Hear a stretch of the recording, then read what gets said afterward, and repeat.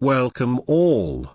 We are going to introduce you an important code of business conduct set by Association of Private Bankers in Greater China Region. It is the Principles of Practice Private Wealth Management. Practitioners should not only pay heed to the profitability, but also the business ethics when making any business decisions. In this presentation, we will first talk about our association's background information, mission and vision, followed by the 25 principles which covered 4 main key areas. They are governance, service approach, investment management, and oversight and monitoring respectively. Lastly, we would mention who are involved in these principles and how to contact us.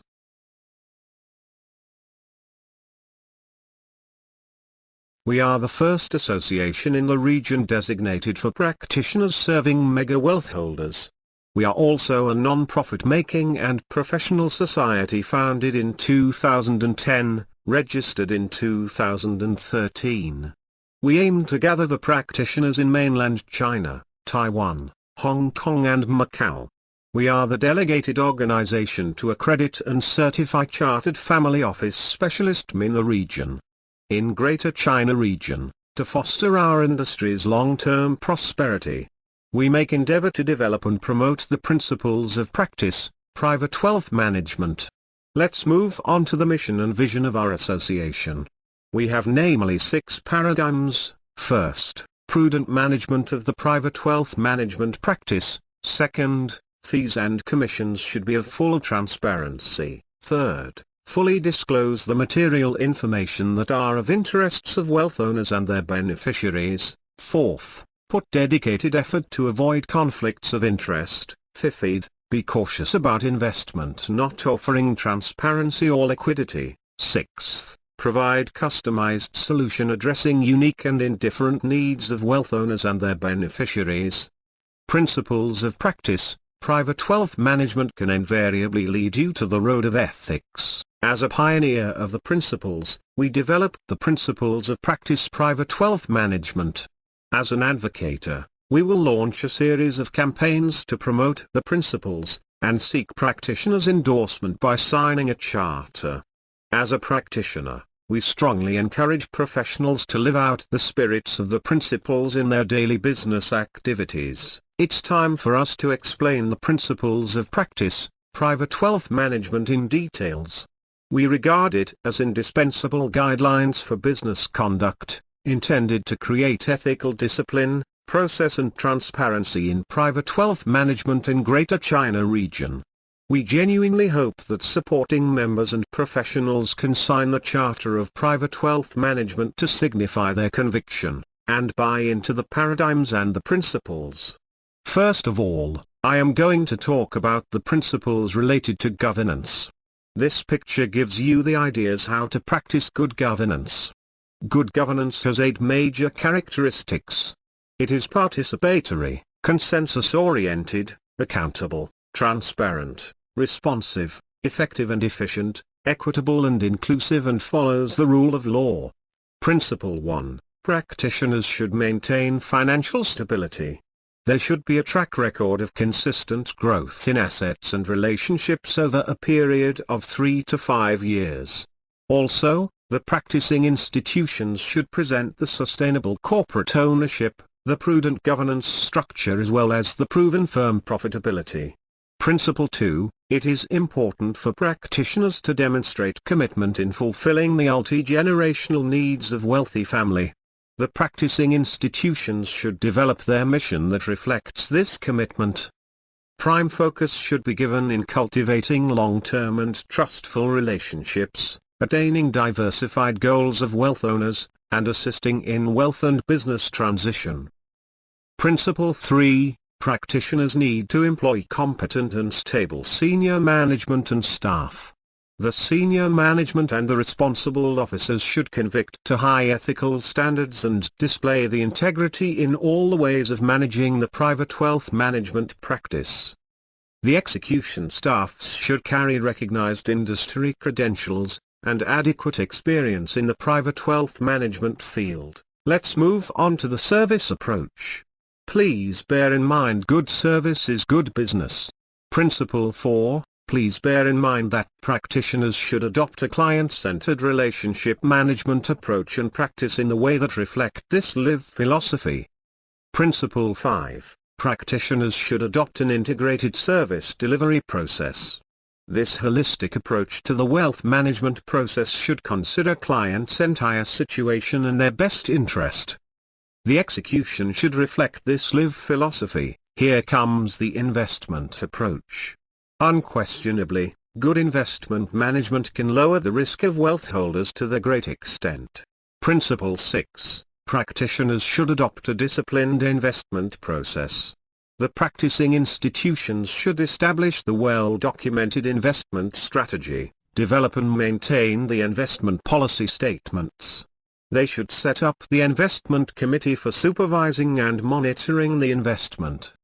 Principle 7, it is needed for practitioners to maintain a diversified menu or platform of investment products.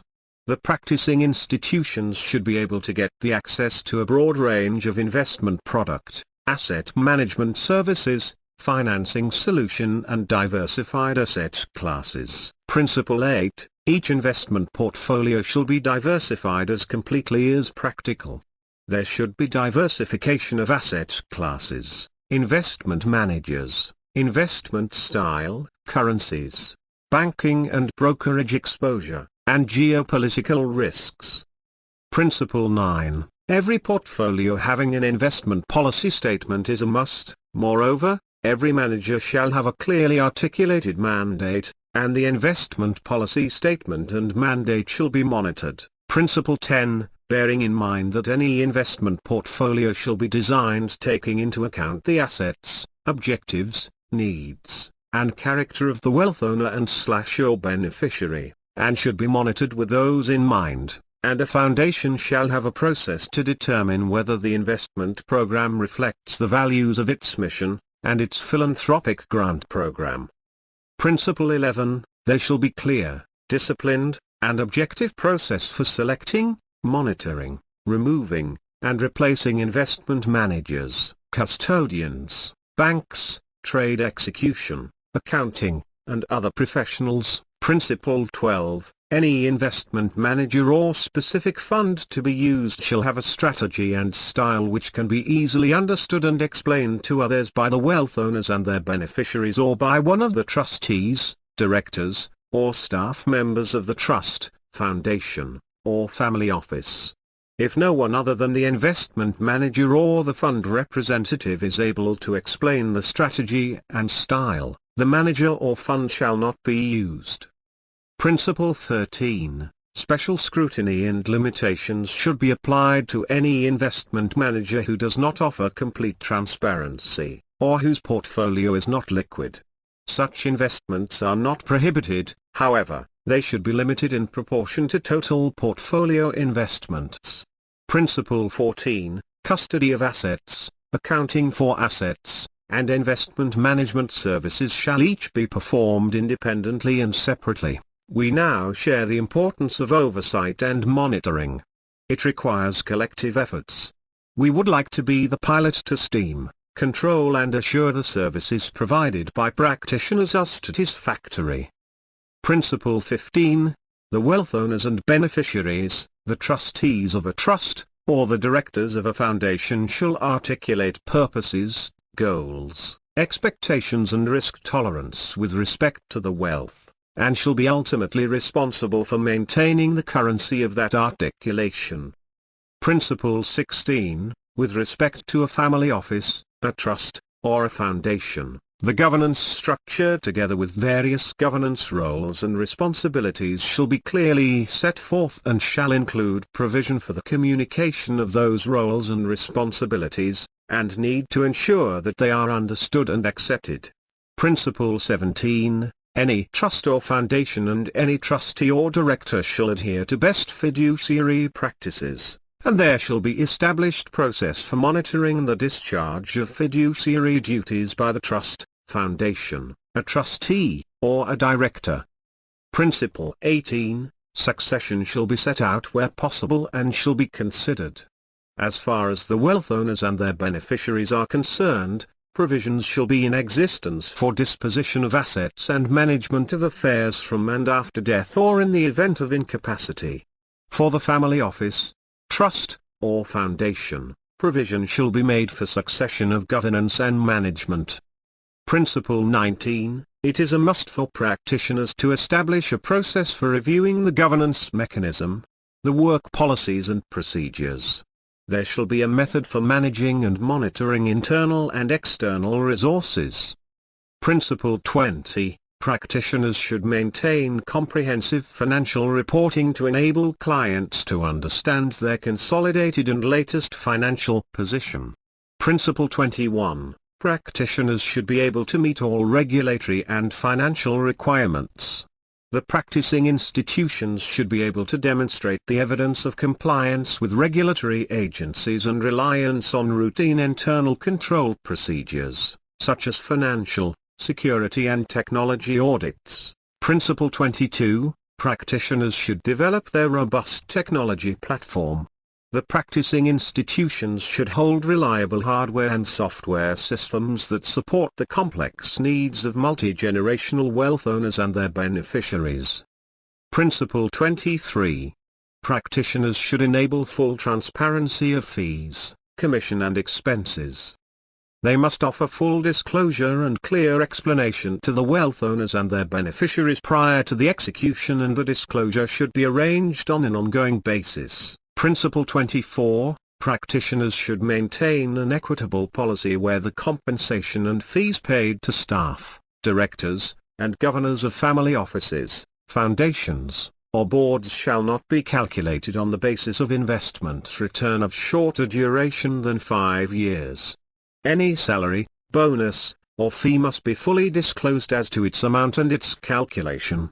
Any direct or indirect payment to or for staff or governors other than a payment designated salary, bonus, or fee, or similar designation, is discouraged. We hope all professional and industry veterans can follow the spirits of the principles. We wish to build a competent and ethical force of professionals in the private wealth industry. Would you join us?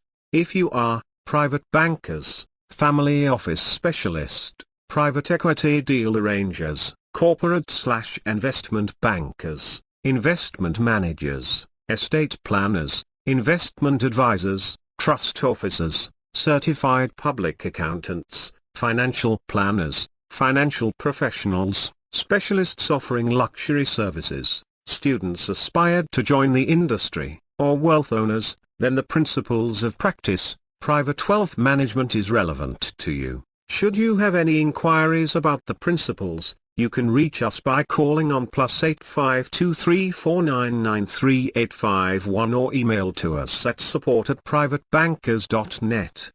Thank you for paying heed to the presentation. We genuinely hope that you would join our association and be a successful private banker.